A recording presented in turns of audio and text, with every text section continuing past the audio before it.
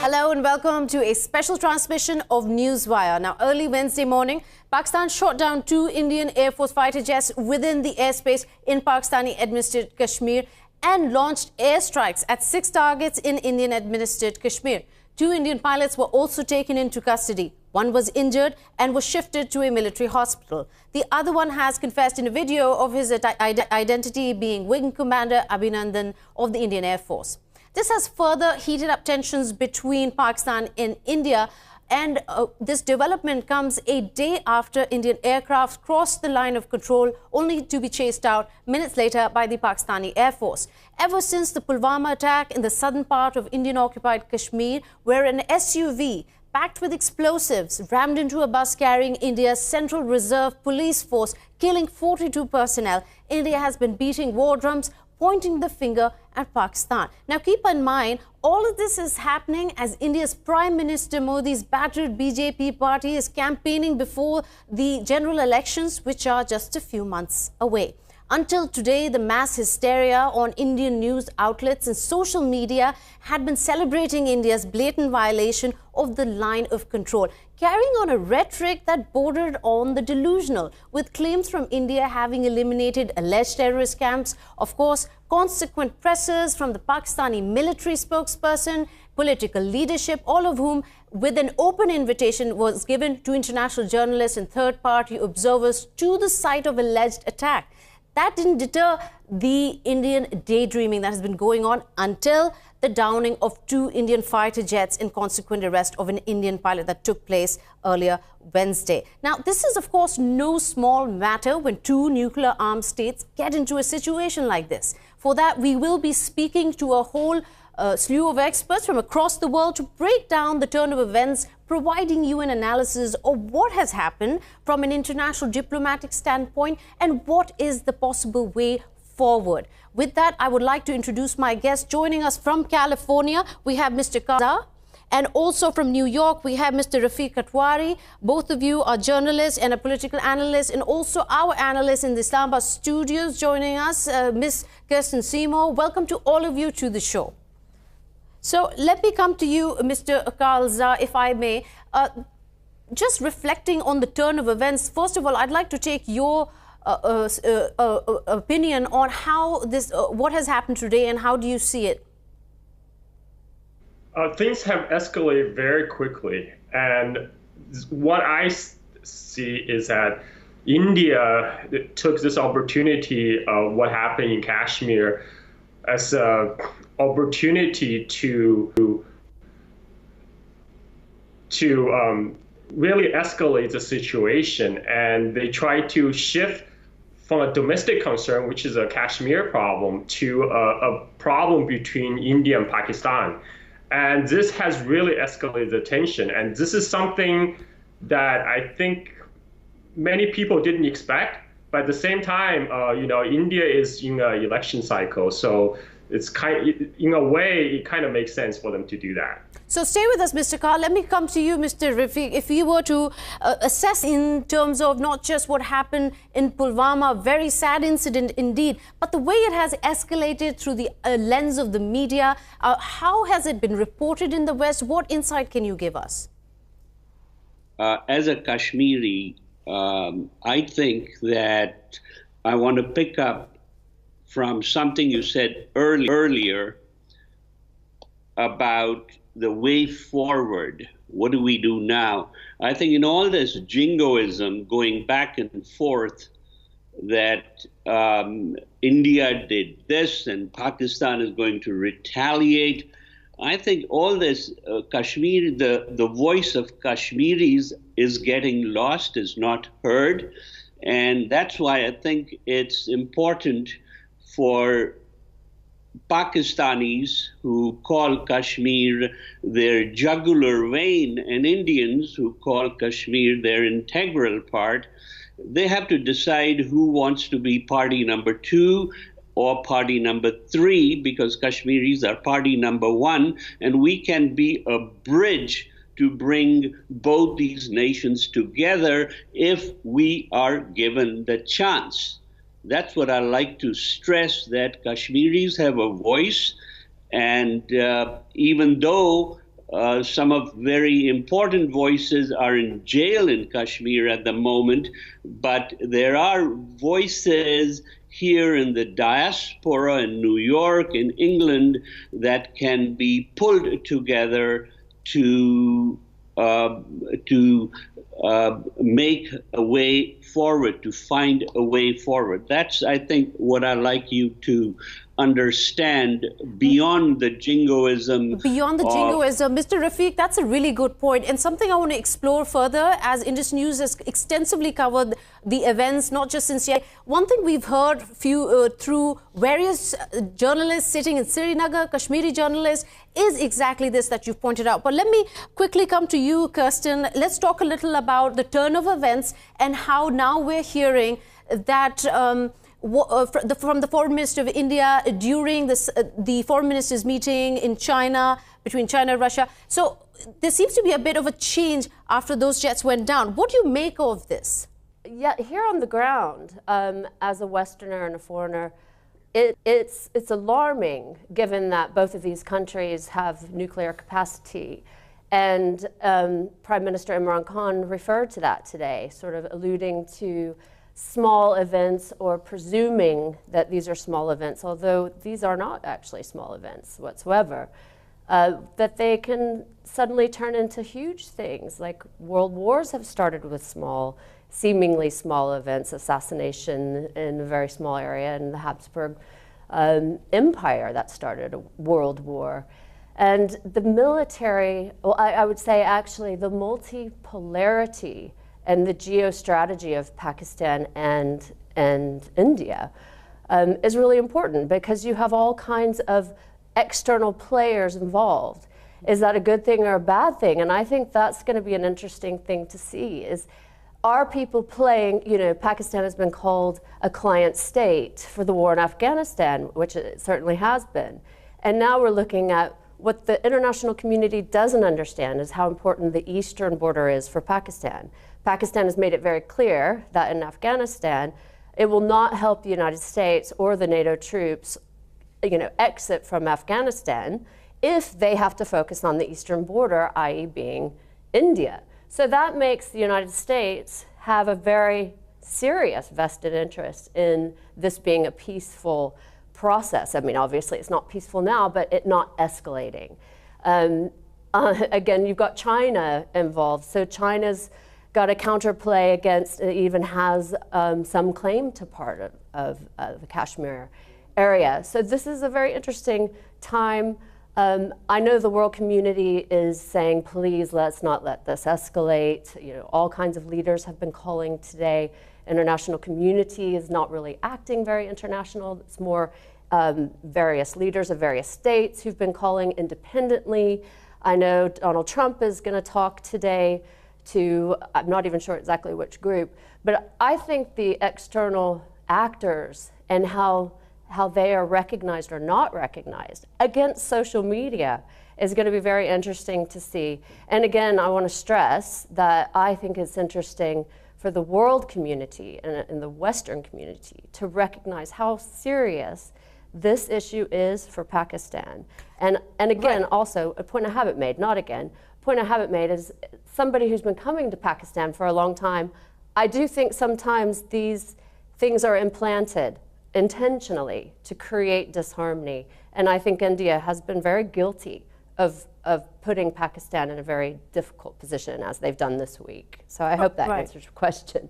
Right. No, stay with us, Kirsten. Let me bring this conversation to you. We're talking about the international community's role in the past few days as escalations have risen, especially after the turn of events today that we saw two fighter jets be down, Indian fighter jets downed, two pilots arrested, sitting in California, seeing it from there. Do you feel that maybe the international community has not done much? Or do you think there was a lot of backdoor diplomacy going on that might have pushed India to finally say that, yes, we're ready for de-escalation?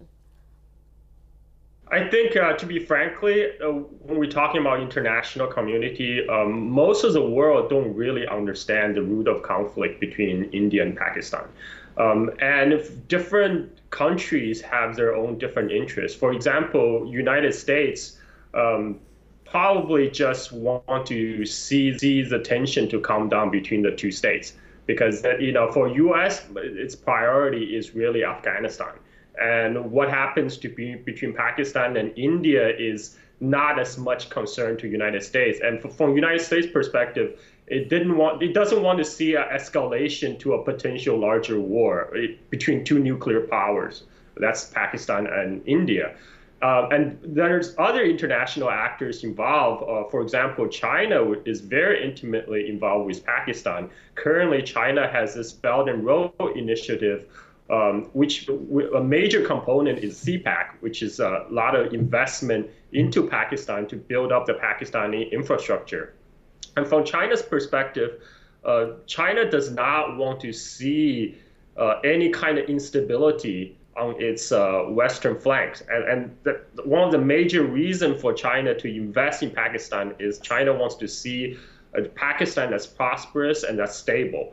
And the last thing China wants to see is a big war between Pakistan and India. So from China's perspective, it probably wants to de-escalate as soon as possible. And it's reflected by the speech given by the Chinese Foreign Ministry. The Chinese Foreign Ministry spokesperson have urged constraint from both Pakistan and India. But really what China wants to see is to see the situation calm down so it can continue its investment into CPAC and help Pakistan develop economically. That's an interesting point. CPAC, the Chinese-Pakistan Economic Corridor, we're talking about investment of $64 billion from China as part of the Belt and Road Initiative. But here I want to come back to you, Mr. Rafiq, especially on your point of Kashmiri diaspora. What we've seen time and again is this decades-old conflict. Kashmiris are the ones who suffer the most. While there is, of course, the demand for justice after the Pulwama attack, it's undeniable. Clearly, it is a condemnable act. But at the same time, the fallout that we've seen, this silent panic that emanated across the Srinagar and other places in India-occupied Kashmir, and now the tensions here have risen. What is exactly happening on the ground? Do you see it as an indigenous movement that India doesn't recognize? Or is it, like you said earlier, suggesting that India and Pakistan both have their own narratives, which completely ignores the Kashmiri narrative itself? I'm glad you mentioned that. Not many people emphasize the human cost of this conflict. There are over 3,000 young Kashmiri men in Indian jails. There are half-widows, and you know who half-widows are, who do not know whether their husbands are alive or dead. There are people being blinded, innocent civilians being blinded by the use of pellet guns, which is actually a shotgun. The human cost of what Kashmiris are going through in Srinagar, in the valley, where most of the trouble is concentrated, needs to be emphasized. And I think I appreciate the fact that you brought it up and gave me an opportunity to talk about it. Other than that, I think you have to remember that there are people in the diaspora, Kashmiris, who will rise to the occasion. In fact, the Musharraf 4-point plan was hatched in a farmhouse in Hudson, New York. So these are, you can go back and forth about how Pakistan is going to retaliate, what India is going to do there. India has its own, at the moment, as I mentioned earlier, an election is looming and Modi has to do what he has to do to retain power, So what else can I say? But Mr. Rafiq, let me ask you this, Mr. Rafiq. Do you think the way things have turned out in the past 48 hours, could we be optimistic and see this as a critical point in international relations where the Kashmir issue, for once and for all, could not be ignored by the superpowers that are, by the intermediary powers like the UN, that finally maybe Kashmir could get its due attention?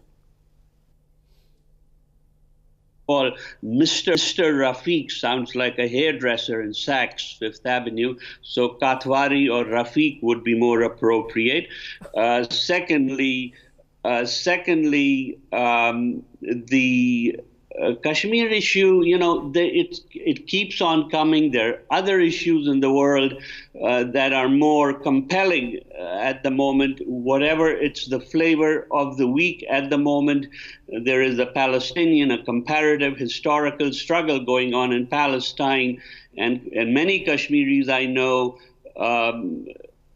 compare our struggle in Kashmir to the Palestinian struggle. I'm afraid that what India is trying to do with Article 370 or Article 35A is to incorporate the state of Jammu and Kashmir legally into the Indian framework, which of course boosts Modi's chances in the election. Another 20,000 troops have been moved into Srinagar, which is now the world's most militarized zone, as you know, and we know what we go through. The Kashmir Valley is the world's most internet, where the internet has been most curtailed. So my suggestion would be, please talk to the Kashmiris. We have a voice and we can bring you guys together. Right. So, Carl, let me bring a little bit of what Mr. Katwari said here about Kashmir having a voice and let it come to the forefront. Sitting there in California, how do you see it? Of course, it's very tough to catch an audience when it comes to human sorrow. There are bigger conflicts or more violent conflicts taking place, whether you talk about Syria, you talk about Yemen, you talk about the Palestinians. In geopolitics, where Pakistan stands today, where India and Kashmir stand today, how do you see these turn of events where things have gotten really hot between these nuclear armed countries in light of what Kashmir deserves as attention from international media?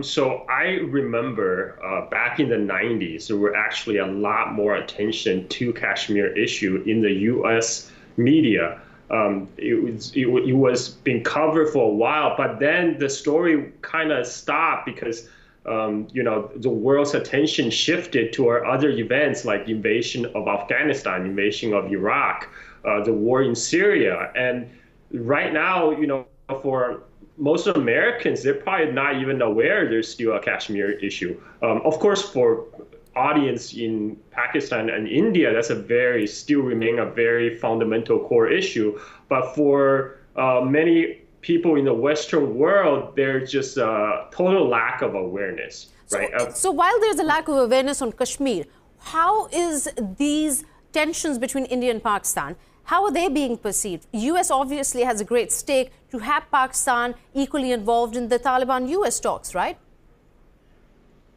Yes. I mean, for U.S., the most top priority has always been military when it comes to the subcontinent. And for U.S., the top priority is now Afghanistan. And U.S. only basically sees through the lens of Afghanistan. You will see how the interaction between Pakistan and India from U.S. perspective is only matter as much as how you will impact the U.S. operation in Afghanistan right now. And that's how it's been played out in Washington, D.C. Right now, U.S. Chief of Staff has urged, again, constraint on both sides. I mean, that's basically, U.S. does not want this distraction, so to speak, from its own mission in Afghanistan. And and it does not want to see an escalation into a wider war. That's basically as much as from U.S. perspective. That's its cards on the table. Okay, thank you so much, Mr. Carl, for your contribution. We really value your time and your input to Newswire. And here, Ms. Kirsten, let me pull you into this conversation. While we're talking about perceptions, we're talking about psychological warfare also. That was pretty much what was going on until things got really messy yesterday. We saw a violation of the line of control. And then today we've seen that happen again. And as a result, the Pakistani Air Force had to down 2 Indian jets. Now, in your perception, how much of this was part of the war hysteria or the sort of social media going viral and taking a life of its own across the border? And how much of this is a real tension, a real tangible threat that had to happen?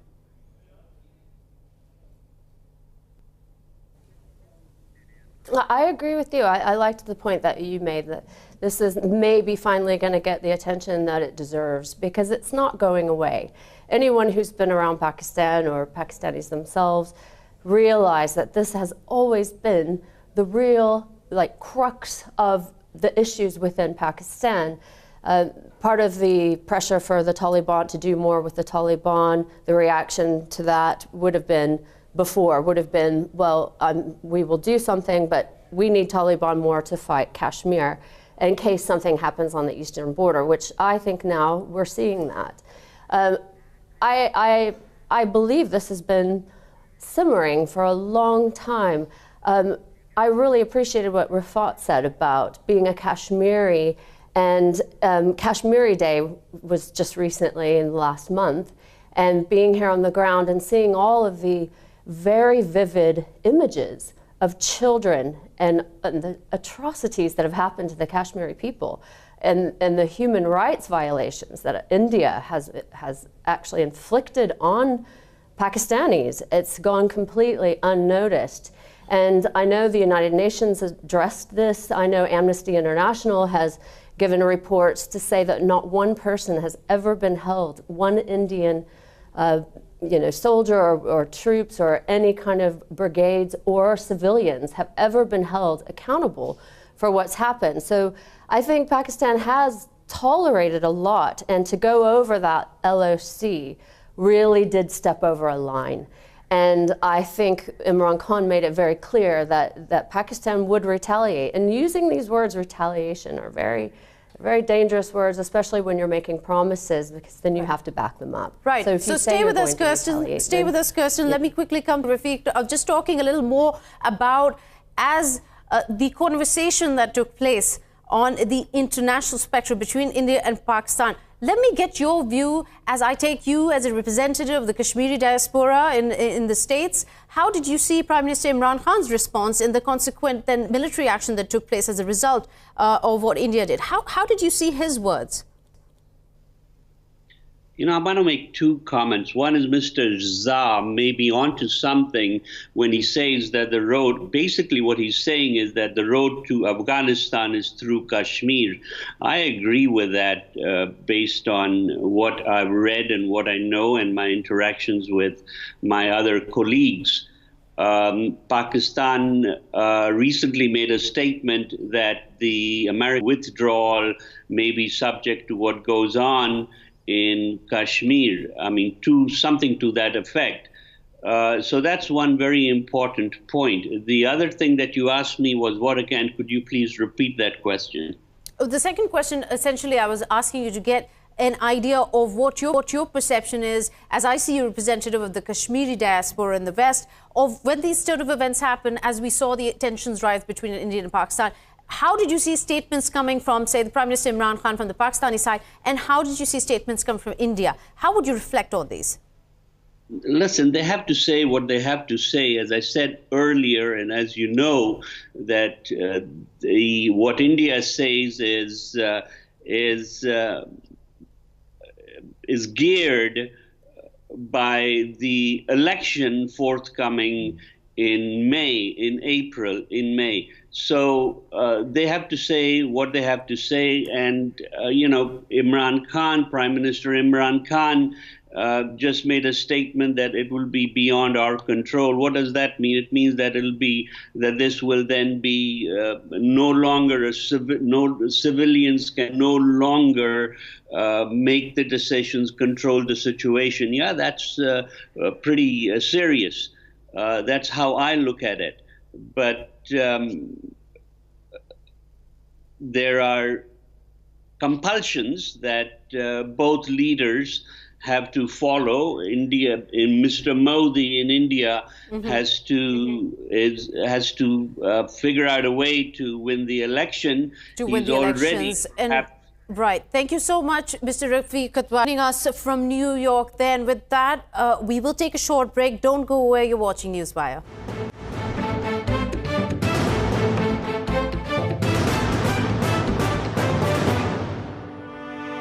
Welcome back. You're watching a special transmission of Newswire. We have in the Islamabad studios analyst Ms. Kirsten Seymour. Kirsten, I want to come back to you on a point that I've been hoping to get covered today, especially in light of what has happened. There's, of course, a lot of what we see across the border from in India, whether they were former generals or they were anchors or they were important political leaders. They were talking war plans just yesterday. The tone has now drastically changed. Is that how you see it? And could you give us your opinion of why that might have changed? Well, I'm not exactly sure why or how that might have changed. I know social media tends to take on a life of its own. And I also think this has happened so fast and it was so unexpected that you haven't had something on this level between Pakistan and India. And there's been skirmishes and things going on for a long time. But now that it seems to just overnight have become a world noticed event and situation. So again, I think that is a positive thing. But one thing that's been touched upon and not really elaborated on enough is the role of China. And to me, I think that's an interesting role because some of the things that I'm hearing, not just the election of Modi upcoming and sort of, the uprising of sentiment and the antagonism towards Pakistan on the Indian side of the border, and the muscle flexing as well that you're seeing happen. I think that from what I'm understanding and hearing, that as Pakistan progresses and develops with CPEC, with the war winding down in Afghanistan and all of these new sort of advancements that we haven't seen in Pakistan for a long time. It's always been held back by the international community and sort of exploited and used in various ways. And I do think that there is a feeling among the people that India is resentful of that. India feels threatened by that.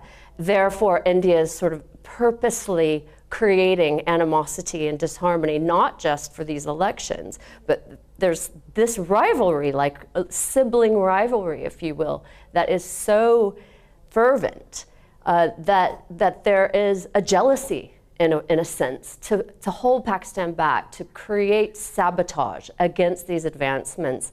And there's also some animosity between India and China that hasn't been mentioned. There's also Iran that hasn't been brought up with pipelines being built between Iran, the IPP pipeline, other pipelines with Russia going through Central Asia.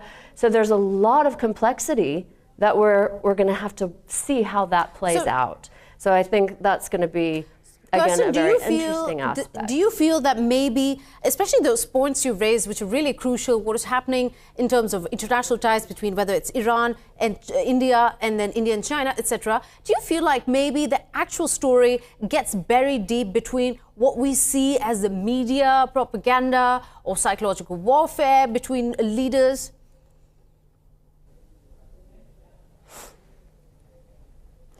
I think that's a great point. I think one of the things that gets used and exploited and we lose the story, and it's so easy, is to say extremism, terrorism. Everyone in the world will respond to it. So India, I mean, Russia did it with Chechnya. All they have to say is terrorism, and everyone gets on board.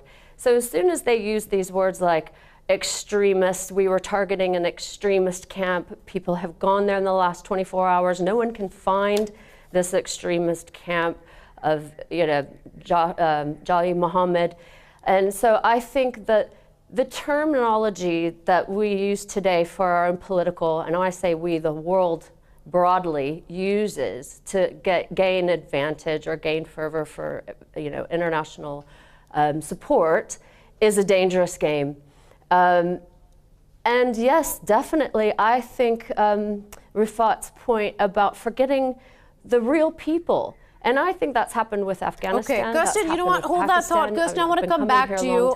But first, let me welcome more guests who have just joined us. We have from Paris a political analyst, Mr. Alexis Polin, Forgive me if I've pronounced your name wrong. And also we have from Riyadh, Muhammad Ali Kubiban, who is a political analyst. Welcome back to Newswire. But first, let me get to you, Mr. Alexis. In terms of the war hysteria that we were seeing in India just until today, as we feel it's simmered down, let's talk a little about the French aircraft controversy that BJP was embroiled in up till 2018. It's a lot of what BJP has been doing, what Prime Minister Modi has been doing in terms of international conflict with Pakistan, has been seen across the world as an electioneering sort of attempt.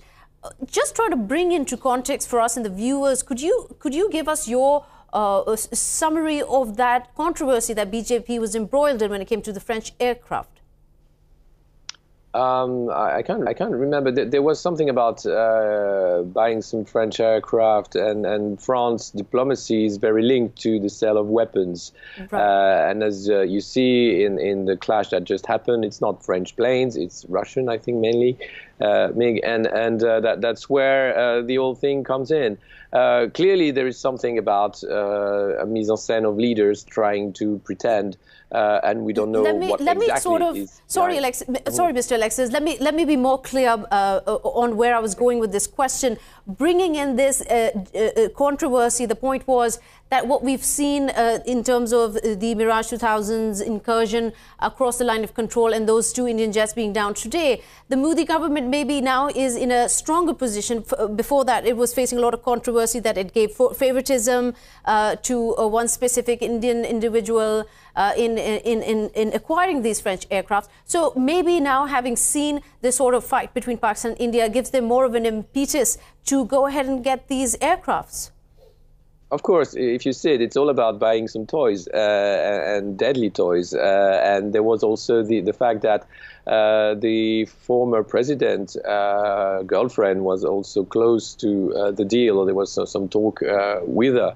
So things never change. You can see that diplomacy is always linked to war strategy and tension strategy, I would say. And clearly, the plane is not, the first thing. It could have been some clashes at the border, the soft border with Kashmir, but not. It's been an airstrike, a red biplane with Pakistan replying and saying that Pakistan has the capacity to reply to the Indian airstrikes. So, yeah, it could be. I see it also as a clear statement of saying, I'm the strong man, we're in crisis situation, crisis time, I'll have to be re-elected, because otherwise, it could be difficult.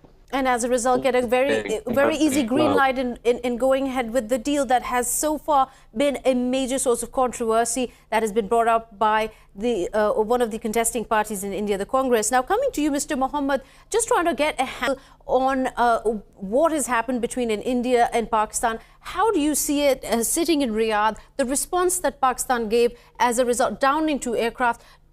What is your take on whether this was the kind of response that India should have expected, or we might, or something otherwise? Honestly, I'll be talking in 2 different aspects. I'll speak first as a military, and then I may look at it from where I saw today in the Middle East media regarding the Pakistanis and Indian little of conflict or tension. First, as a military, I was watching the spokesman of the Pakistani army, and what I thought he was saying, or he passed a strong message to not only to the Indians, to the neighbor of the Pakistanis, is there is a borders and there is a respect and there is a rules of engagement has to be respect. A country like Pakistan is not, excuse my language, is not a short bridge or short sideway that everybody can jump on it. No, it's in a country where it has its own border and it has its own respect. Now, what the action, that's what I thought is the proper action. We experienced this here in Saudi Arabia in 1982, and we recently experienced it with the Turkey and the Russian when they shut down the aircraft.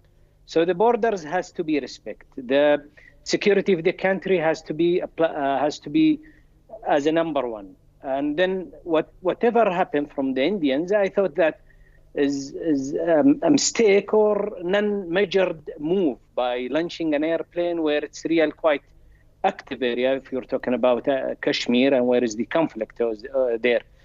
As Christina said a very good point, where people now, Iran one of them, some of the countries are always using the term is chasing the terror, fighting against the illegal people.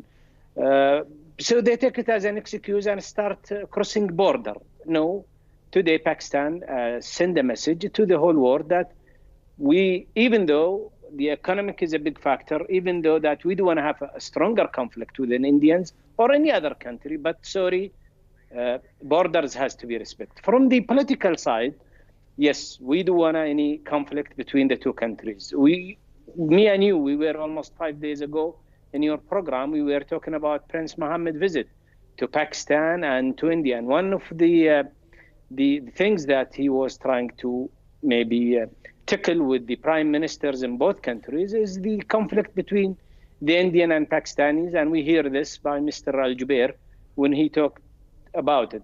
So we need stability in the area. The economic in Pakistan is raising, as I said the other day, is a 5%. So the Saudis are investing. The Indians Saudis are investing too. So the both countries are friends to us. But again, one more important point here I want to talk about is security for Pakistan or stability of Pakistan is the stability of the Middle East.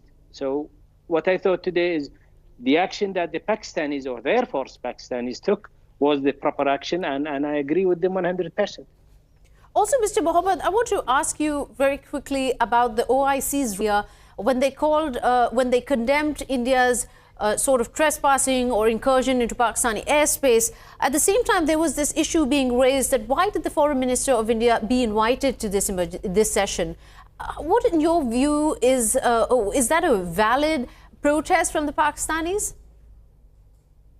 Well, regarding the OIC, I think they tweeted something about the incident happened today, that both countries has to cool it down and look at it more different way. So I buy this and I really appreciate it. But regarding what the Indians are trying to promote regarding the Muslims people, I was watching your channel maybe 1 hour ago. One of your guests or the channel guest, he was talking about the Muslims people cannot perform Jum'ah prayer in India. I don't know how accurate is this information, but this is something I'd like to hear. But again, so the OIC, I think it will play a better role, though there is almost how many, 200 million Muslim in India. Yeah, big number. They are almost as the Arabs Muslims number. So we like the OIC to play a bigger role and a better role. It's not only a tweeting that two countries has to cool down and to get back again to the wisdoms and solve their problems. No, we need them to playing a bigger role. And for the other point, which is I did not understand it, can you clarify yourself about the There was a protest.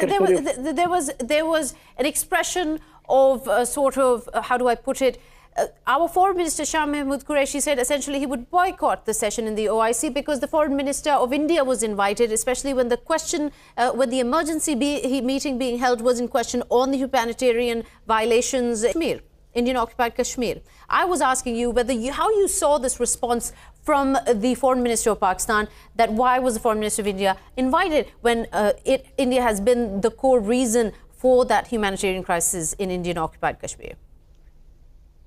This is the Pakistani's perspective to it. But again, I look at it maybe different view. I look at it as far as the Indian trying to cool down the relationship with the Pakistanis or improve the relationship with the Pakistanis. Let's go for it.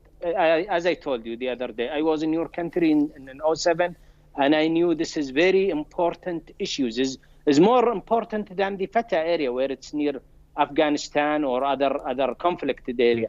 So Kashmir is not only for the Pakistanis important, it's also for the Muslim nations. And I'm not here talking about discrimination or I'm trying to put Muslims has the priorities. No, we have to respect the law, the international law. We knew this is a conflict, unfortunate conflict. It's since 1947 or something like this.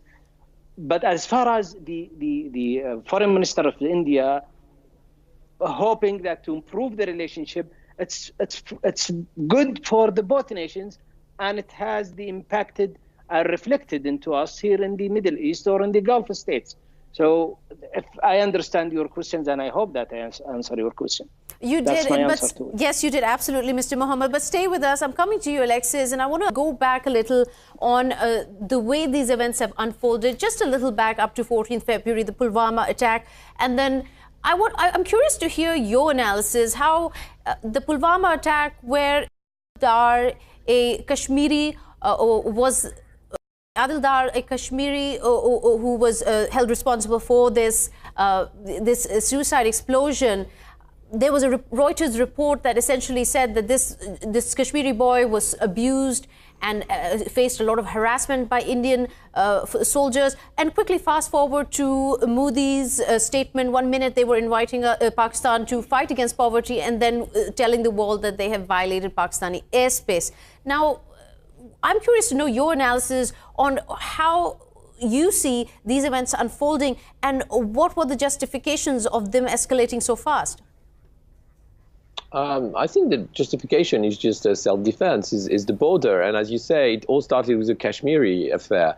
And the Kashmir border is a soft border for years. It's not something that is easy for any country to have a soft border of this size, and especially between India and Pakistan. It's always been a trouble.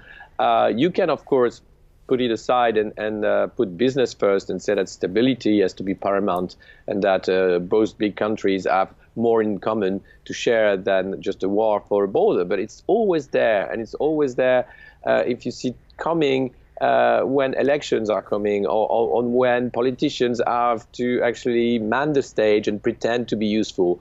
So that's where you have a crisis, and this crisis is coming at this point. And I think retaliation is only the fair answer to this airstrike because of the air control. And just saying that, yeah, it was fair retaliation for safety of the airspace and Pakistani people. I mean, it can be that this airstrike are ongoing, and we've seen it in other countries, but you have to make sure that the country's security is preserved, and that's the reason for any government to be in place. So you can't be blamed for this. The question is why India decided to strike this so-called terrorist camp. What is behind, and why the timing? Why now? Without even mentioning it to the Pakistani authority. So there's a lot of question going on. A lot of question also about international diplomacy, because so far France and Europe have been very silent in the crisis. You hear China first and other major countries, but Europeans are way behind and seem not to care. So we have to question ourselves also about the real of this crisis, the international interest behind India and Pakistan. So the UN has come out and urged both countries to de-escalate tensions, to work through political dialogue. But how, in your analysis, do you see the situation unfolding in South Asia? I can't read in the future, but I think we have in place two international nuclear powers. They clearly know that this is not a path to war. I think it's more about calming down and saying, no, we have to discuss. But as I said before, they are more in common, and they have more interest in working together than fighting each other. So it would be a sort of play and seek an eye with this idea of being an enemy or the border enemy. But in the end, this has been quite a peaceful region. Kirsten, let me quickly come to you before I come to you, Mr. Mohammed. I just want to sort of highlight the stance that India has taken. A lot of this is being called electioneering in the search of galvanizing votes. How much of that do you think dominates what has happened between India and Pakistan? The success and advancement, and even The Economist mentioned, of Pakistan could be very dangerous. There are vested interests in Pakistan staying small and under the control of international leaders, and India being the superpower in the area economically. It changes things a lot, and so I think that has to be a factor on some level. There was a mention of the PLO, or the Palestinian-Israeli comparison, and to be honest, that came to mind for me when I first heard about the attack coming over the border, because I thought, well, Israel often hits soft targets.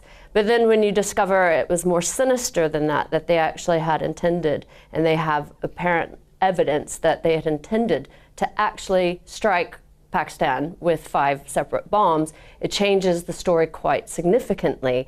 And that hasn't been talked about very much or extrapolated on, but that's a concern if that's true, that they really intended to actually bomb Pakistan and weren't able to do so. The Pakistan Air Force was able to push them back, and then they had to unload weight. So I think that military aspect is concerning. The reason I bring up Israel is obviously that wouldn't be a soft target, so it's not a great comparison, but what is a good comparison is sort of the David-Goliath comparison, as well as the aspect that what happens in Israel, which is a seemingly small country, we can all see the history of what's happened in the Middle East and how, you know, the significance of Israel as the bilateral relations with the United States of America and all the other various relations that stem, and also the sensitivity of Palestine throughout the Muslim world. So these variables can actually turn into a very serious situation. Point, Kirsten. You brought up a good question about DS. I'm sorry, hold that thought. I'll come back to you, Kirsten, very quickly to Mr. Alexis. An interesting point that Kirsten was making right now, the comparison that comes to your mind. What would it be when you see the situation tense in South Asia? Pretty much the same. It's because of all this ethnicity and religious group. It's difficult to have an idea, and clearly you can't just look at it as a border issue. It's wider than that, because, as I said, you have international interest coming because of this religious background. So that's where it's more volatile than any other crisis, because you could say, well, we'll have at one point to find a real border and not just a soft border. And if we have to look at the ethnicity of the border, then it's very complicated, because it's about land domination, and both countries don't want to go on that route either. Okay, thank you so much, Mr. Alexis, for your time and your input there. But before I come back to you, Mr. Mohammed, I will have to take a quick short break. Stay tuned. You're watching Newswire.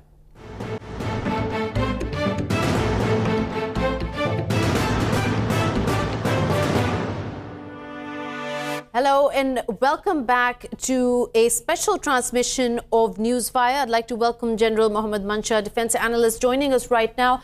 General, just trying to get your version, your understanding of how the events have unfolded, and especially when the Foreign Minister of India goes in her meeting in China, says that we are ready for de-escalation. What is your take on this? I think we are into the situation for now quite many days since this Pulwama incident took place. This is what was being anticipated, and right at the outset, Prime Minister had proffered the chance for the negotiation, and had offered that Pakistan is ready to cooperate for any kind of investigation. And it shows that Pakistan has never allowed its land to be used by any of the terrorists in the past, and nor it will do in the future as well. But having some kind of a domestic, that is their politicking and their political motive, it was evident, and it was quite being expected that some kind of mischief will take place, and that did take place. As you know, some time back, it was also made some claims of that is the surgical strikes, and those surgical strikes were also all on the WhatsApp, and there was nothing actually which took place. And this is the kind of drama which was again being repeated this time as well. But this time they went a step ahead, and they physically did cross over to our territory, and that is they trod some there is some kind of a payload out in the jungle near Balakot. And as it was very clearly stated by our political leadership and our military leadership that we will be bound to respond. Please do not misunderstand. Do not underestimate us. And they proved that, and I believe so far our responses have been very well measured, very mature, and very articulate. Again, today, I think the response was very well thought out, and Prime Minister has again given a chance to the peace, and has not only given this offer to the Indian government, but to the entire Indian message that they must come out and they must prevail over this jingoism, and that is the extremism of the Modi government. General Mancha, do you think that India had a different expectation of how Pakistan would react when yesterday it violated the line of control? I think India has been underestimating. They thought that Pakistan will take what they are doing and they will just tolerate it and they will not react to it.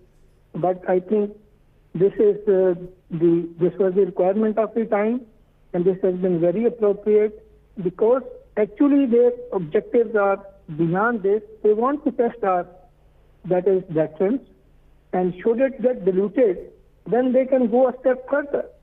They like to, actually they have the hidden objectives of establishing hegemony in the region, which, fortunate for us and unfortunate for them, we have not accepted so far. We believe in, that is, the equal neighborhood, peaceful neighborhood, but we do not subscribe to any kind of that is hegemony or aggression or the kind of a leadership in the region. All right, thank you so much, General Mancha. They're talking to us about the events that have unfolded. Coming to you, Mr. Mohammed, I want to carry on this conversation. What, in your opinion, was India, do you think, expecting would happen after yesterday's incursion, the violation across the line of control? To me, with my little experience regarding the region, I think India did not measure it well, did not play it the proper way. And if the excuse going behind a terror group in an area where it's real quite sensitive I think was a wrong decision. But again, I will reference to what I said at the beginning. Pakistan is a country in the front line. We knew the area is especially the Kashmir area, there is quite long time as a conflict. So Pakistan will not stand hold looking at some people, they may be, or aircrafts coming for maybe a reconnaissance or maybe trying to measure whatever readiness as the armed forces, the Pakistanis. That was a wrong decision. But were they expecting it? I don't think so. They were expecting that the 2 airplanes will be shut down by the air defense, because this is what looks like there will be an escalating of the problem. They were expecting that there will be a condemned from the Prime Minister or from the Secretary of Defense. But the Pakistanis, again, I concur with them. We face these problems with our neighbors. We faced this problem with the Iranians in 1982 when they launched their aircrafts toward the Saudis. We faced it also from the Iraqis during the liberation of Iraq. And I think in 1991 or 1990, they sent an aircraft. So as I said, the rules of engagement, it plays big role. The intelligence, the Indian intelligence should understand that rules of engagement over the district of Kashmir are different than anywhere else. So also, Mr. Mohammed, just from the Indians, yes. Sorry to cut you there, but this has happened soon after the visit of Crown Prince Mohammed bin Salman to Pakistan, where he's obviously signed memorandums of understanding to the tune of $20 billion, including the $10 billion in Gwadar for the oil refinery. And then he's moved on to India. And soon thereafter, things have gotten this bad. This must have obviously been a source of a lot of concern in Riyadh. Well, this kind of conspiracy, I'm not one of the people goes for the conspiracies theories. But I think the two countries are welcomed Prince Mohammed. The two countries signed a couple or many memorandums, deals. So the two countries are completely not, or what the incident happened has nothing to do with the Prince Mohammed visit, or as the newspaper said. I've read this point. By the way, this is very important point. I've read it, that there is somebody trying to fail Prince Mohammed bin Salman visit. As soon as he came back, this is what happened between the Indians and Pakistanis. But this is completely ridiculous, and I'm not going to even look at it. But it's a point being thrown. The way I look at it, it has nothing. We knew the conflict. It's been a long time. But there is, let me just talk about a point here where the terror group become as an excuse for the countries to start intervene in the other countries. Yes, this is where I think that's very important point. Right. And maybe we will discuss it today or sometime. Mr. Mohammed, that's a great, and I really do want to come back to it very quickly, and I think it will relate to this conversation with the guest I'm just about to introduce. We have Mr. Shafiq Hamdan. He's a political analyst. You're joining us from Washington, D.C. Welcome to Newswire. A little bringing into perspective what is happening between these in the peace talks between U.S. and Taliban. Of course, Zabiullah Mujahid, the spokesman for Taliban, have come out and in a way condemned what has happened and asked for de-escalation, also that this will affect the peace talks. How do you see it?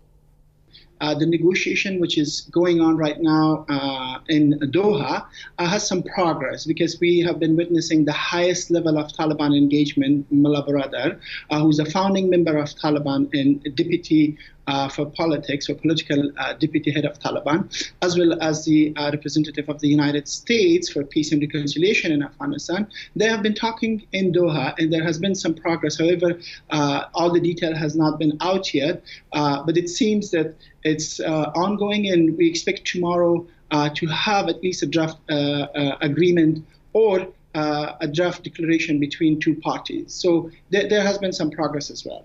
So, Mr. Shafiq, when the spokesman for Taliban comes out and says that this tension or the escalation of tensions will affect peace talks, what exactly does he mean? He certainly means, and he's clear that, even in the statement, the Taliban has taken side of Pakistan condemning Indian attack. Mr. Mohammed, what it means to you when Zabiullah Mujahid says that that peace talks will be affected with the tensions in South Asia? If you're talking about the Taliban talk in Doha, yes, I think that was a good step. Even the Saudi governments were trying it. Now it's hosted in Qatar, I think, in Doha, with the Americans. As my colleague says, there is improvement, or there is a progress, speaking with the Taliban leaders. Who causes the problems? Honestly, I'll tell you what, the Bin Laden causes where Pakistan become in a conflict, the Saudis being accused, some other area or countries in the region being accused. So the peace talk, it will have a difficulty to go through, or to at least start with, because there is some agenda. I am against the conspiracies, but again, we faced the terror now are increasing. Maybe you didn't know what's happening in Iraq. I'm sorry, I'm sure you know, but what's happening in Iraq and in Syria and Yemen, they are expanding like hell. I mean, you see, they're coming every day, they're born and getting more and more and more. So it's getting difficult. So any peace talk, any, let's say, reforming to fight the terror, even down there in Venezuela or way back in China, I think that's where it will go forward for any peace talk. Even in the Palestine-Arab conflicts, you saw Warsaw meeting was trying to condemn Iran because of their stupid behave, so excuse my language, where their behave was not good with their neighbors and cause a lot of terror. So I concur with my colleague regarding the peace talk, but the incident itself happened because I'm sorry, I'll have to cut you there, Mr. Mohammed. No, I just want to bring in Kirsten to this conversation. Coming to you, Kirsten, as this conversation is progressing, especially in light, of course, there are a lot of conspiracy theories afloat, and it doesn't help when there is a media frenzy also. This is one thing we have seen as tensions have escalated. In India, there has been a media boom since '98, and now there are about 150 channels. So they're obviously vying for the same audience, and so maybe the narrative kind of goes off track. Again, with the social media, I'm not an expert on social media at all, but I know it changes the game significantly. I know that that has been a source of communication for people, and it does tend to fan the flames. I just wanted to go back quickly about the rules of engagement, because I think that's quite interesting, if you don't mind. Sure. In looking at Pakistan's role inside of international community membership. For example, when Mohammed was talking about this, I think that's really interesting to think that Pakistan should do anything but retaliate. Because if you're a member of the United Nations, if you're a member of the EU even, the United States independently, Canada, almost every country in the world will retaliate. It's called encroachment if somebody comes over their border. So I'm not even sure why it's a debate, should they have done that, because that's just a given. And I know Pakistan's recently become a member of the Shanghai Treaty Organization, and I do think that that is part of that membership, that if anybody is to go over another country's border, and I think India would be a part of that, then they have the right to defend themselves and to retaliate. And Pakistan certainly did have the right to do that. However, India failed in this attack because they were pushed back to the border. They didn't achieve their goal of dropping the bombs, thankfully. So the rules of engagement, I think, are really, it's a very good point to bring up, and looking at Let's somehow, hold on to that I think South Asia gets put in another category where they're not the rules of engagement. To our new guest who's joining us, he's a political analyst from Istanbul. Welcome to Newswire again, Obaida Hitto. We're talking about the rules of engagement as they've unfolded when India crossed the line of control yesterday, and consequently today was 2 jets were shot down. How do you take this development? I think the situation now is not too far out of hand. The Turkish foreign minister spoke earlier today, calling on all the parties, to observe restraint and to find diplomatic ways to get out of this. If you think about it in terms of everything that has happened, has unfolded over the last 48 hours, there hasn't been a huge loss of life, even though the 2 militaries have, suffered some losses, and we can't, make little of that. There has not been any kind of call for all-out war or any kind of revenge or retaliation in the sense that there's any kind of revenge strikes going on. It's still a tit-for-tat kind of situation. It's still under control. Diplomatically, there is a huge amount of tension. I think the countries are trying to figure out what the best strategy is to move forward here. The reality is that nobody really knows what the intentions are on either side of the fence here. There's a lot of unanswered questions as to why these planes were in this airspace, what they were really doing there, what was their intention. Was it a provocation that they expected a response to, or maybe the Indians were caught by surprise and received a response they weren't expecting? So there's a lot of unanswered questions here. But Obaida, I would like to interrupt here, and just to answer those questions, if you and of course you are following also the India side of the media coverage, they've come up with these explanations quoting their political leadership. Allegedly, there were terrorist camps they were attacking. They gave a death count of 300 bodies that they managed to count in the middle of the night. They named 2 areas where they dropped the bombs of 1,000 kilos, of course, 1,000 pounds. That was also questioned across the board in different, and it was an open invitation to international journalists to visit the site by the DGISP of Pakistan. So just trying to put in context with what you were saying, the unanswered question, do you still feel that there is not an adequate explanation of why they crossed over the line of control. Sure, I understand that the Indian Ministry of Defense has claimed that they've targeted a camp with 200 to 300 people, but the evidence that we see being broadcast around the world in videos and in the news broadcasts all over the world today, there's no evidence of 200 to 300 people being dead or killed. We don't see any evidence of funerals. We don't see any evidence of families grieving, of bodies being buried or taken out of some kind of rubble or destruction. So I accept that the Indians are giving an explanation. I don't have to accept that that explanation is satisfactory. Right. Mr. Obaida, I would ask you to please stay with us. And very quickly, I want to come to you, Mr. Shafiq, in terms of what we were talking about earlier. Of course, in the international arena, this is of a grave concern, what is unfolding between Pakistan and India. But if we were to reflect on how it is related to what is happening in Afghanistan, of course, that country has seen enough of warfare, seen enough blood and gore, and it's time to bring peace. Does this in any way affect the progress that is taking place in Afghanistan towards peace?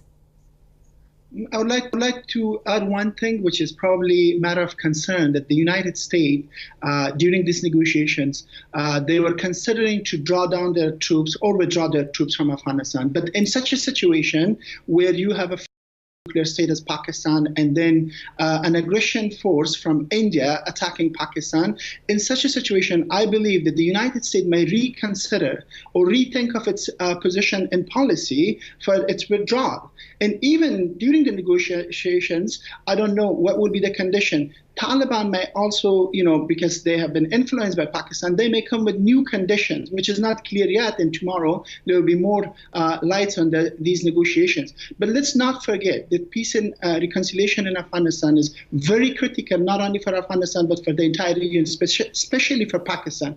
Pakistan has paid huge amount. Thank you so much, Mr. Shafiq. With that, we'll have to take a quick short break. We'll be right back.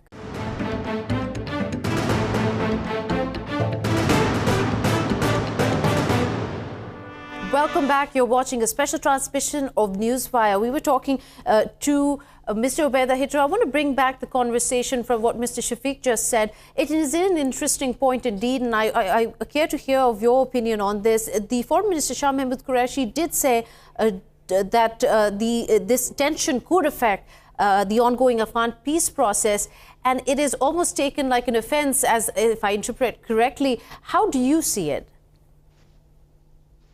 I think that the foreign minister of Pakistan is onto something here. He's looking to have regional actors take a leadership role in trying to mediate this conflict, if you will, or this particular disagreement with India. I wouldn't call it a war yet. So there's a meeting that is expected to happen after the March 31st Turkish elections.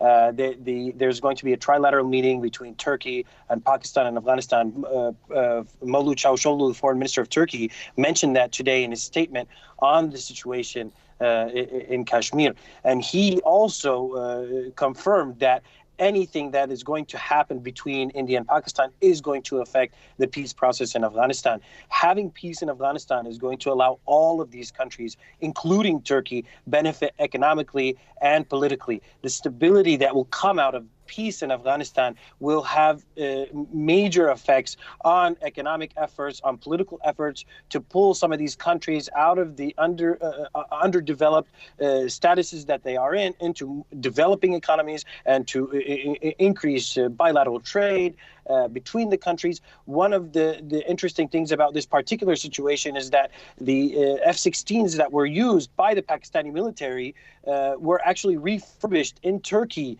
about 2 years ago.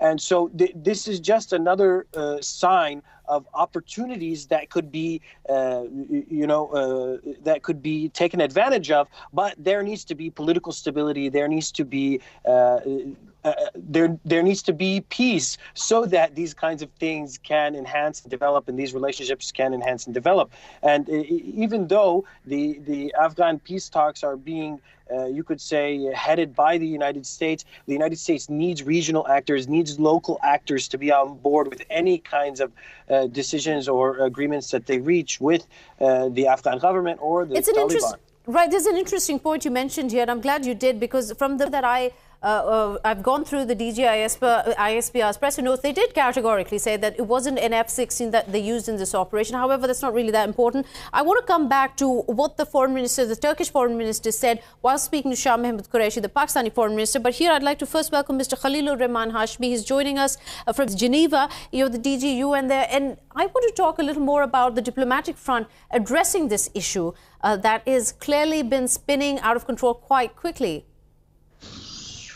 Well, thank you. What we have done is the foreign minister wrote within a couple of days to the Secretary General, drawing his attention to the rising tensions in the region immediately after the Pulwama attack.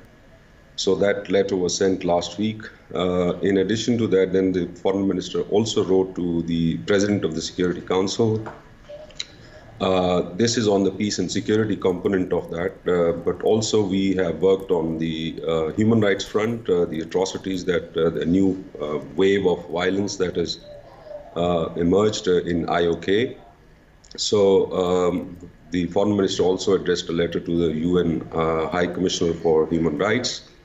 And thirdly, also, we are here in Geneva along with the Minister for Human Rights, who spoke to the Human Rights Council yesterday. She met the Human Rights High Commissioner as well. So this is a range of activities that we are undertaking. So it's not just writing letters or also speaking at international fora. So, but our ambassadors Mr. Khalilur Rahman, if one was to reflect a little towards history and then analyze it from this point of view, from today's point of view, how is Pakistan's approach, the diplomatic approach to such issues changed? The Foreign Minister Shah Mahmood Qureshi wrote that letter to the UN just when tensions started rising after Pulwama. How would you gauge this change that we see? Well, you must have heard the Prime Minister's speech and the remarks that the Foreign Minister has made. I have nothing much to add, just simply to say that there was a situation, as you know, after Pulwama attack. We offered to India, if there was an actionable intelligence, share it with us, and the Prime Minister himself mentioned that we will take action. Unfortunately, that was not done. And then there was, of course, an act of aggression against Pakistan. And Pakistan, of course, in accordance with international law, reserved the right to self-defense, and that right was exercised. But after having done that, I think the Prime Minister has reiterated the call for, for better sense to prevail, and reiterated his offer of dialogue. So there is clearly the approach and the policy is clear from Pakistan's side. And how is this approach seen in an international forum like the UN, where obviously it's an important international body, can have a lot to say in terms of de-escalation and a lot to do in terms of de-escalation between these two countries? So how is it being perceived there? Well, there is an appreciation of the perspective that we have shared. We have said that we don't want these tensions to escalate. We are ready for dialogue.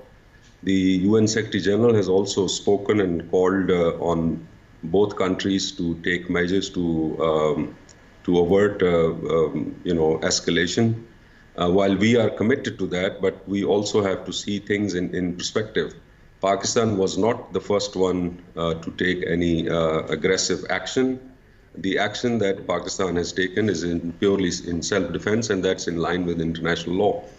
Now, the Foreign Minister of India, Sushma Swaraj, was just in China, and this is taking place, of course, while tensions are very high between India and Pakistan. And she's come out and said this statement where she said that we are now ready to de-escalate tensions. How is that perceived? Well, any step, we will have to see statements being matched by actions on the ground. So only time will tell. The Prime Minister has laid out the policy parameters, and we hope very much that these gestures or virtues that we have made are also reciprocated on the other side. And here I just want to quote exactly what she said. India does not wish to see further escalation of this situation. India will continue to act with responsibility and restraint. Of course, this comes from the External Affairs Minister Sushma Swaraj while she's in China to attend the 16th Russia-India-China Foreign Minister meeting. Now, coming back to you, Mr. Obaida, let me quickly come to what I had just touched on. The Turkish foreign minister, he spoke to Shah Mahmood Qureshi, Pakistan foreign minister, and he said basically that he stands by Pakistan and its people in the face of Indian aggression. How do you see this statement? I think the Turkish foreign minister is expressing the brotherly relationship, or describing the brotherly relationship that Turkey has had with Pakistan. Of course, you know that Turkey also has positive diplomatic relations with India as well. It's not that it's on negative terms with India, but the fact that Turkey and Pakistan are both Sunni Muslim majority nations, they also have deep-rooted interests in the defense industry and other different kinds of real estate and other investments and things like this. So the relationship between Pakistan and Turkey, from Turkey's perspective, is more valuable in the sense that they have more ideological and more similarities, religious I know, Mr. Obaida, similarities. I understand you need to, you're running out of time. Quickly, one last question, I promise. Just also to expand, the OIC, Pakistan expressed wanting to boycott this upcoming meeting, and Turkey said it would side with Pakistan on that in terms of inviting the Indian External Affairs Minister to this. So the Indian External Affairs Minister was supposed to be invited, was expected to be invited as a guest of honor to the upcoming OIC meeting in Abu Dhabi. And so the several Pakistani attorneys have sent a request to the OIC to not invite the External Affairs Minister as a guest of honor, and it seems like the Turkish Foreign Ministry is going to support the Pakistani petition in this regard. And I think at this point it makes sense, considering India is not actually a member of the OIC and is going to be invited as a guest of honor, considering the hiccup in kind of diplomatic relations that's still developing. I think it might be a good decision, and I think that's the decision that the Turkish Foreign Ministry is going to stick with.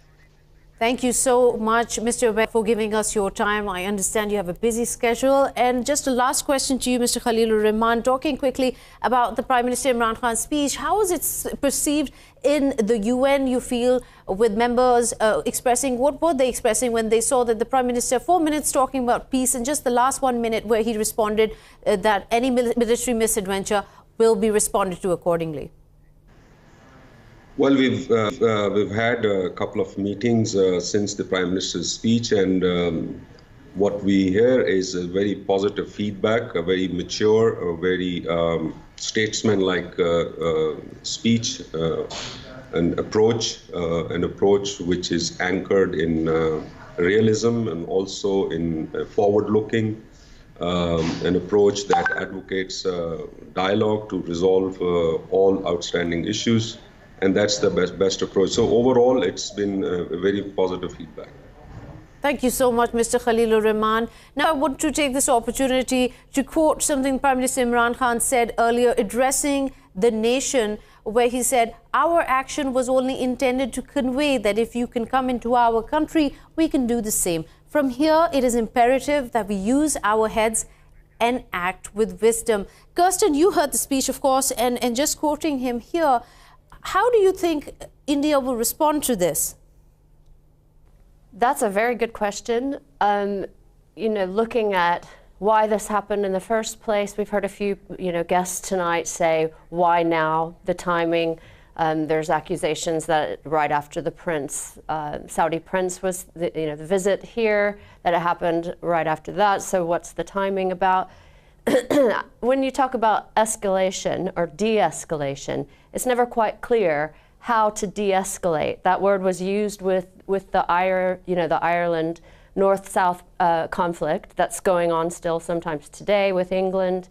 And de-escalation, it's a great idea. Obviously, diplomatic channels are wonderful ideas, but when you have a seeming Greek tragedy with a long, deep, painful history, like you have with Pakistan and India, then it's very difficult to know exactly how you're going to de-escalate. If one side intends harm upon the other or encroachment. So if you look at what Modi's army with the military actually did coming over that border, that's the first time that's happened, since the 70s.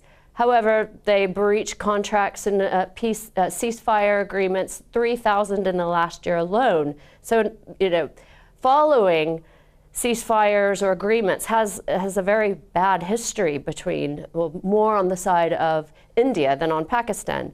So it's the modus vivendi behind what Modi's doing. Now, is it going to be career suicide, political suicide for upcoming elections, that he has basically made a fool of himself, some people might think, by coming over the failed mission and then being counterattacked by Pakistan, much to his surprise, I think. So what will his next move be? Would he be willing to step back and take that, swallow his pride right before the elections? That might make him look weak. So that would be a concern of mine. How would you talk That's a really good point. I want to talk more about that with you. And let me just invite someone else to the conversation also. We have Mr. Mohammad Marandi, a political analyst. You're joining us from Tehran. Welcome to Newswire. We're talking about how escalation and de-escalation is seen in a historic context and the rules of engagement, but after what has happened between Pakistan and India.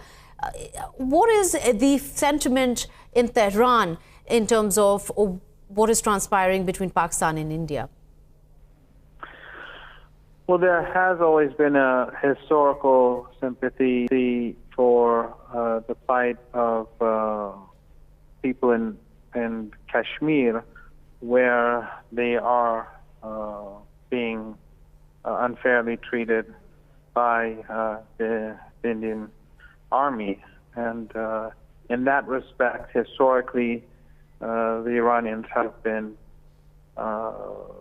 sympathetic to the Pakistani side of the argument. I think that there are two concerns in Iran, though, that are more contemporary in addition to that. One is the fact that the Iranians believe that any form of escalation between these two countries at this stage could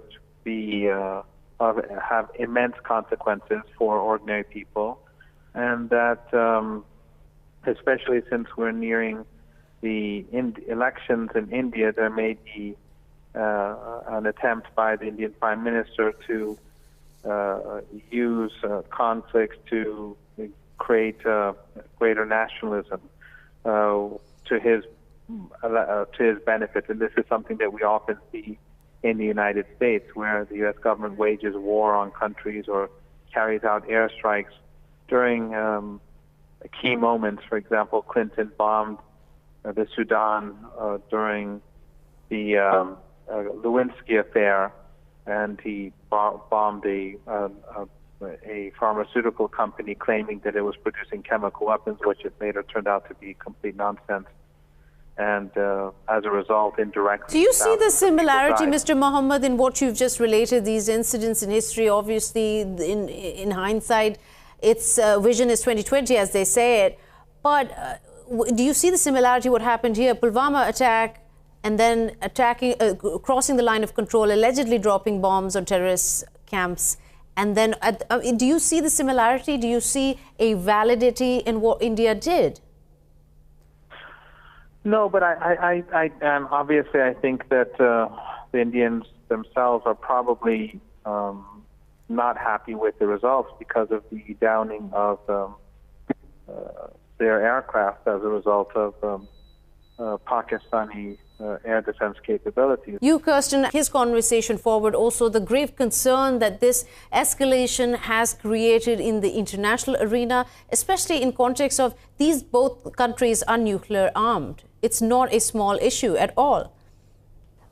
I would go back to sort of escalation, de-escalation, and how you make deals and how you trust those deals. Because as I mentioned earlier, they haven't been adhered to by the Indian side. I think in the international community, people still see India as something from Gandhi. It still has this very soft, very sort of revered image in the international community. So they don't actually see or understand the atrocities that India has been committing against Pakistan. Pakistan, on the flip side, gets a very bad rap and reputation because they get pressure to do more in Afghanistan, although they have lost more troops and soldiers and civilians than 10 times the World Trade Center by now in fighting the war on terror. So I think in looking at peace deals in Afghanistan, I'm really dubious about these peace talks. We've had peace talks going on for 17 years, off and on. The only time they were ever successful was through the military, and other times either no one ever came to the table altogether, or when they finally did, America actually drone striked the peace talk meeting in Waziristan. So I think there's still a lot of bad blood. And one thing that a lot of the international community isn't talking about is the legacy. Let me just make this point, because it was talked about how Afghanistan and the peace talks might be affected. Well, historically, the Taliban have been exactly what has helped Pakistan in fighting that eastern border. So this thing could turn around completely with needing Afghanistan, which has sort of been Pakistan's brothers in a way. And Pakistan has done a very good job of trying to stay out of it. But if a full-scale war were to take place in Pakistan, I think Afghanistan would get involved in that war and would leave the peace talks in helping Pakistan. Well, let's hope it doesn't come to that. That's my and definitely background opinion of how that would. Right. And also, it's interesting that the one debate that has been that Prime Minister Modi has gone this far in trying to grab onto power, stay in power with the elections coming up. It is interesting what the Prime Minister said also, Prime Minister Imran Khan, with the weapons you have and the weapons we have, can we really afford a miscalculation? It really brings into question that what was he thinking, how desperate was this vote bank? And in your opinion, do you think that he's going to achieve that after what has happened?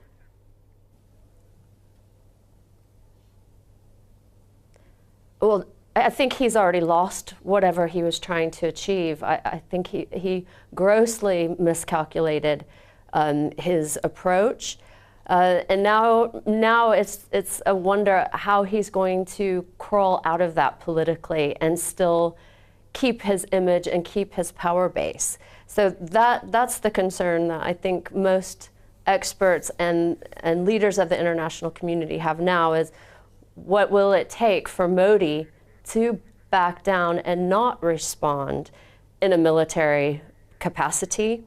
Imran Khan, of course, has incited that he don't, and that this was just a tit for tat. So sorry to interrupt you there. I just want to welcome Mr. Muzammil Thakur. He's a political analyst. He's joining us from Geneva. Mr. Muzammil, just carrying the conversation I was having with our guest Kirsten here, Prime Minister Modi might have miscalculated with the response they've seen after they've lost 2 fighter jets, one that landed in Pakistani soil and the other in Indian-occupied Kashmir?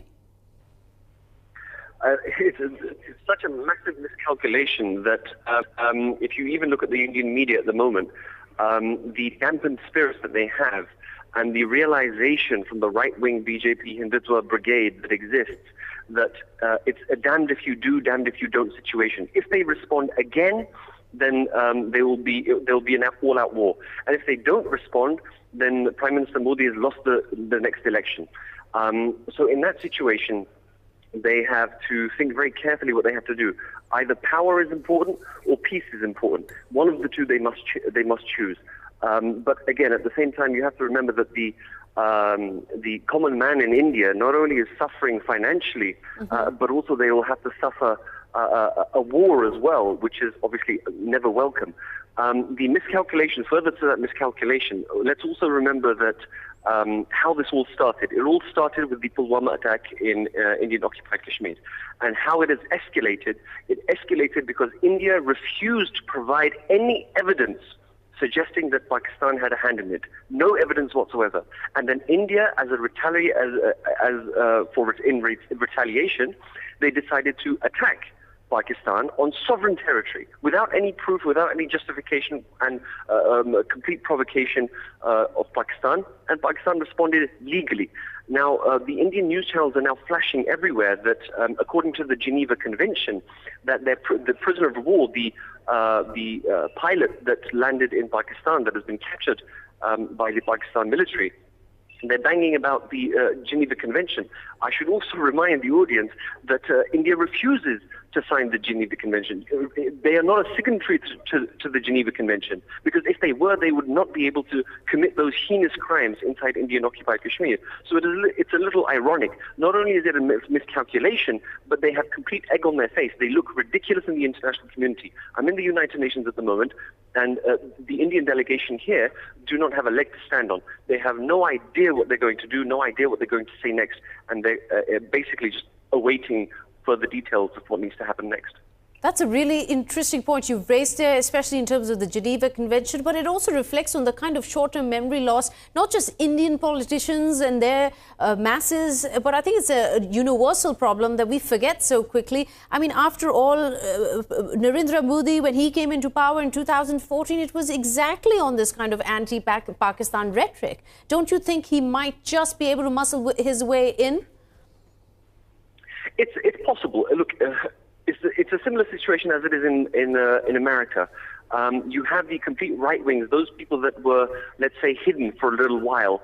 They didn't want their true colors to come out. But once they had a leader such as Donald Trump to come out, then all that hatred, all that pent-up frustration, the type of people that never used to vote for such people, suddenly they had the availability, the option to vote for a person like that. And that's a similar situation in India. But those extreme right-wing Hindutva nationalists, that so far never had a leg to stand on because they had people like Vajpayee in power, or they had the Congress that was slightly lesser nationalists.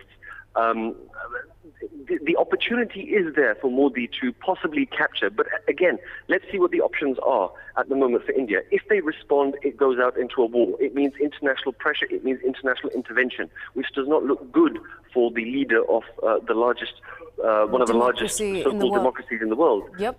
But at the same time, you also have to remember that if they do nothing, then the right-wing brigade will say that, well, we've lost our leader. This is not the type of leader that we want. In any case, Modi is not necessarily the figurehead of the BJP. You also have to remember that they have other members that are even more extreme than Prime Minister Modi. For example, you have that Yogi that is from UP.